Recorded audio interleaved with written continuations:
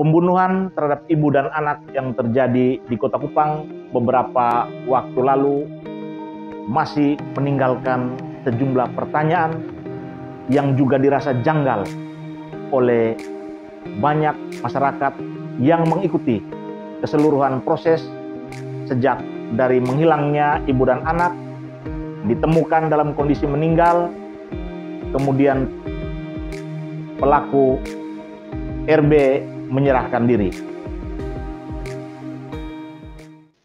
Semua kru sahabat Rasional Channel menyampaikan turut berduka cita untuk keluarga dari korban pembunuhan ini.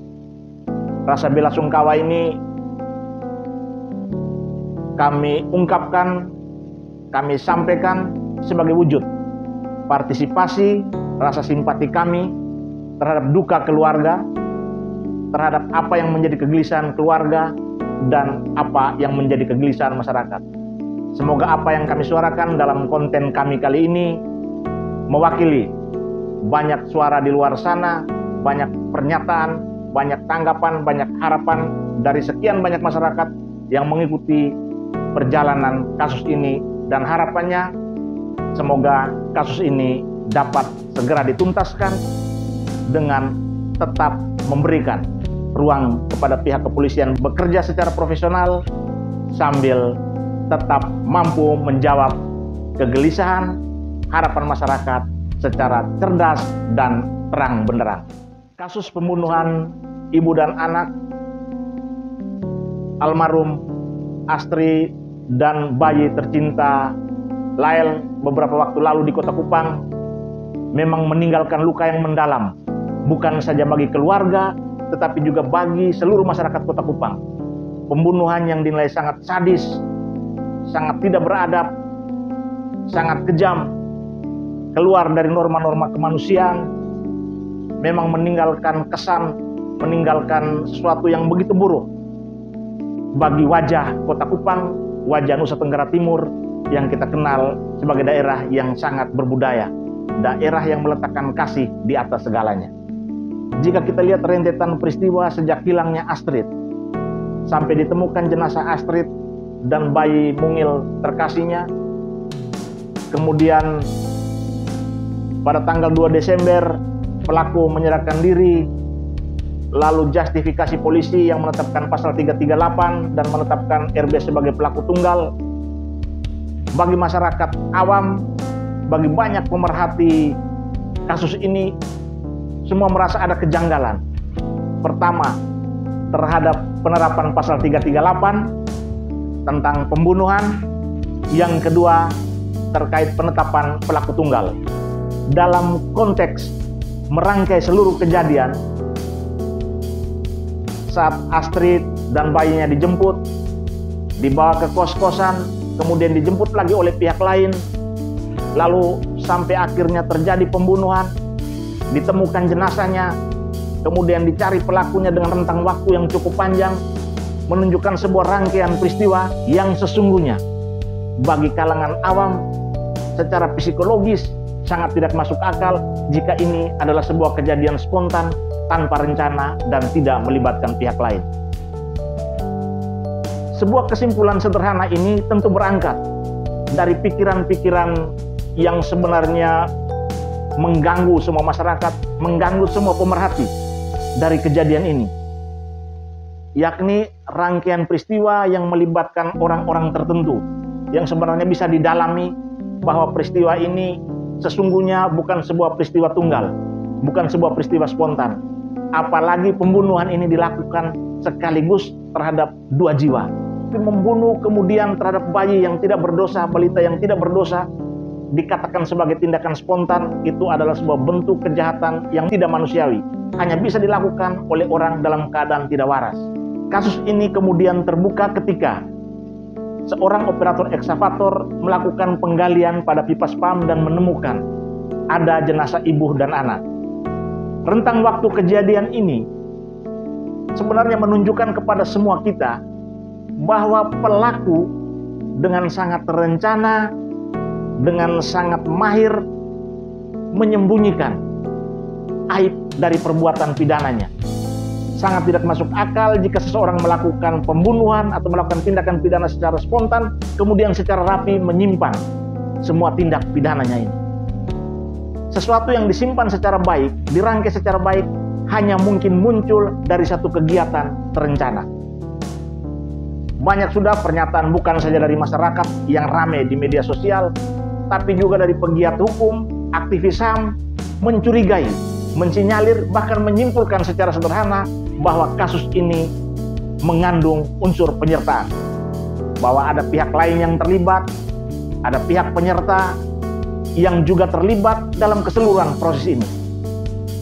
Lambannya seorang RB menyerahkan diri sejak ditemukan jenazah sampai dengan tanggal 2 Desember juga menunjukkan bahwa RB mungkin dikuatkan oleh orang lain.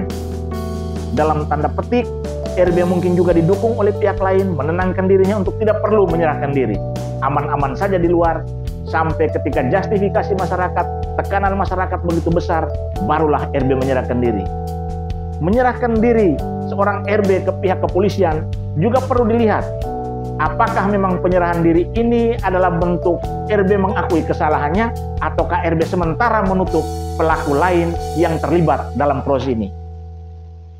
Kita sepakat ketika pihak kepolisian daerah meminta agar masyarakat, pihak-pihak tertentu tidak perlu mencari panggung dari proses kematian ibu anak ini. Kematian ini tidak perlu dieksploitasi untuk kepentingan orang per orang, untuk kepentingan kelompok tertentu, atau untuk kepentingan mencari popularitas. Kita sepakat dalam konteks ini. Namun membatasi masyarakat, membatasi orang per orang, membatasi kelompok atau pemerhati HAM, atau siapapun yang respect terhadap proses ini adalah sebuah kesalahan.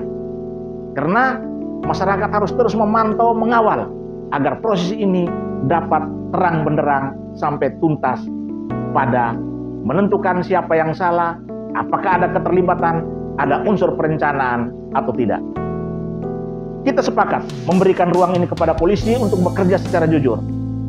Dalam konteks jujur, dalam konteks profesional, kita tentu berharap agar akhirnya muara akhir dari proses pengusutan dan penuntasan kasus ini, masyarakat dicerdaskan, masyarakat diberikan penjelasan yang rasional tentang apa alasannya jika benar pelaku tunggal, apa alasannya atau apa dasarnya jika bukan sebuah kegiatan pidana berencana.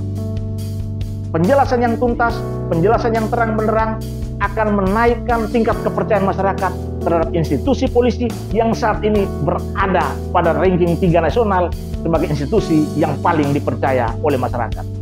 Jika kita perhatikan dalam beberapa video viral terkait pernyataan keluarga tentang kasus ini, keluarga masih memberikan kepercayaan penuh, meletakkan kepercayaan mereka pada institusi Polri.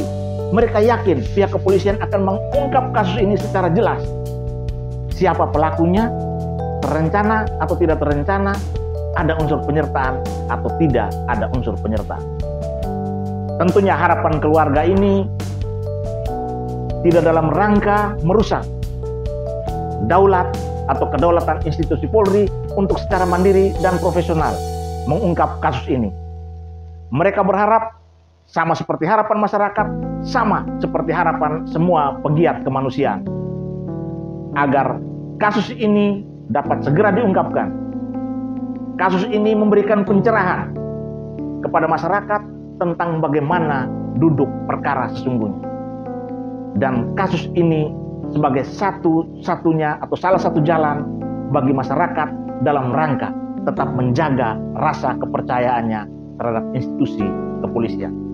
Akhirnya, lewat kasus pembunuhan ibu dan anak yang saat ini menjadi keresahan bersama, kita percaya pihak kepolisian akan secara jujur, akan secara profesional mengungkap kasus ini dengan tidak merubah-rubah fakta hukum, dengan tidak melakukan anasir-anasir sementara yang kemudian terkesan bahwa pernyataan-pernyataan yang keluar dari institusi ini keluar atas dasar desakan masyarakat.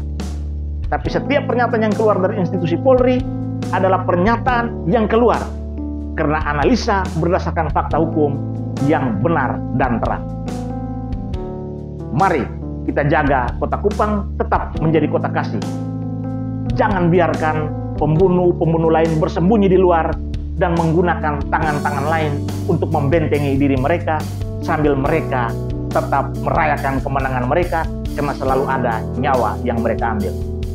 Kita jaga Kota Kupang, kita jaga institusi Polri, kita jaga bersama kasus ini, kita kawal bersama agar apa yang diungkapkan benar-benar memberikan rasa puas, benar-benar menjawab rasa keadilan kita. Salam nasional.